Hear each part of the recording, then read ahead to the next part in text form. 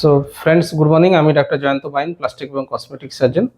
আজকে আমরা এই ভাইয়ের গাইনোকোমাস্টিয়া সার্জারি করব। আপনারা দেখতে পাচ্ছেন ওনার ব্রেস্ট টিস্যু একটু বেড়ে গেছে, কিন্তু উনি ওভারঅল মাস্কুলার বডি, কারণ উনি রেগুলার এক্সারসাইজ করেন এবং উনি প্রিপারেশন করছেন সেনাবাহিনীর জন্য। কিন্তু যেটা হচ্ছে, এই গাইনোকোমাস্টিয়া থাকার ফলে অনেক সময়তেই যেটা মেডিকেলে গিয়ে আটকে যাচ্ছে। তো আজকাল আমি দেখছি এই সমস্যাটা ইয়ংস্টারদের হচ্ছে, যারা মেডিকেল দিতে যাচ্ছেন, মেডিকেল এক্সামিনেশন বা চেক আপে গিয়ে তারা এই গাইনোকোমাস্টিয়ার জন্য প্রবলেম হচ্ছে। অ্যাকচুয়ালি ওনার গ্রেড 2B গাইনোকোমাস্টিয়া আছে এইটা, হ্যাঁ, এই অংশটা। তো আমরা যেটা করব, লাইপোসাকশন করব ছোট একটা ফুটো করে, এবং বাকি গ্ল্যান্ডটাকে আমরা ছোট কাট করে বের করব। তাহলে চলুন মার্কিংটা একবার দেখিয়ে দিই। ফার্স্ট আমরা মিড লাইনটা মার্ক করছি, এটা মিড লাইন। এরপরে আমরা ইনফিরিয়ার ব্রেস্ট বর্ডার, এটা ইনফিরিয়ার ব্রেস্ট বর্ডার, এদিকেও তাই ইনফিরিয়ার ব্রেস্ট বর্ডার। হাতটা লম্বা করে দিন ভাই।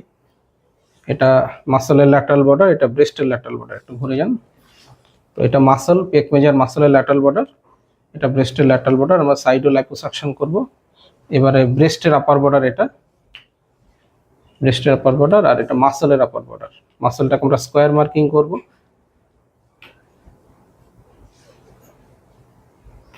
উনি যেহেতু রেগুলার জিম করেন, এক্সারসাইজ করেন, সেই জন্য মাসলসটা খুব সুন্দর রয়েছে।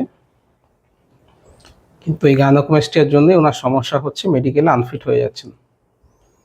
দুবার এই ঘটনা ওনার সঙ্গে ঘটেছে। তো উনি আলটিমেটলি বুঝতে পেরেছেন যে এটা এক্সারসাইজ করে অতটা ম্যানেজ হচ্ছে না। তো এটা সার্জিক্যাল অসুবিধা অ্যাকচুয়ালি। তো সার্জারি করে দিলে খুব তাড়াতাড়ি ঠিক হয়ে যাবে। তো এটা হচ্ছে মাসল, মাসলটাকে আমরা স্কোয়ার মার্কিং করলাম, আর এইটা হচ্ছে ব্রেস্ট টিস্যু।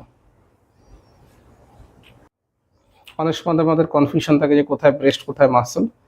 মার্কিং করলে পরে জিনিসটা কিন্তু পরিষ্কার হয়ে যায়।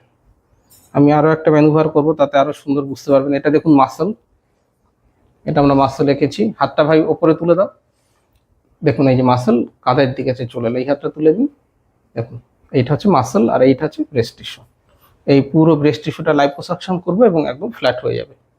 এই ভিডিওটাতে বেসিক্যালি মার্কিং নিয়ে ডিসকাশন করলাম এবং আপনাদেরকে দেখালাম। যারা সার্জিক্যাল ভিডিও দেখতে চান, আমার ইউটিউবে আরও সার্জিক্যাল ভিডিও দেওয়া রয়েছে। যারা রেজাল্টের ভিডিও দেখতে চান, তারা রেজাল্টের ভিডিও দেখতে পান। সার্জারির পরে কী করতে হবে, কতদিন ওষুধ খেতে হবে, প্রেশার গার্মেন্ট, প্রেশার বেল্ট, কবে থেকে বাইক চালাতে পারবেন, বা এই ভাই কবে থেকে এক্সারসাইজে এবং মাঠে ফেরত যেতে পারবেন, সেই সব নিয়ে আমি আলাদা আলাদা ভিডিও করেছি, সেগুলো আপনারা দেখবেন।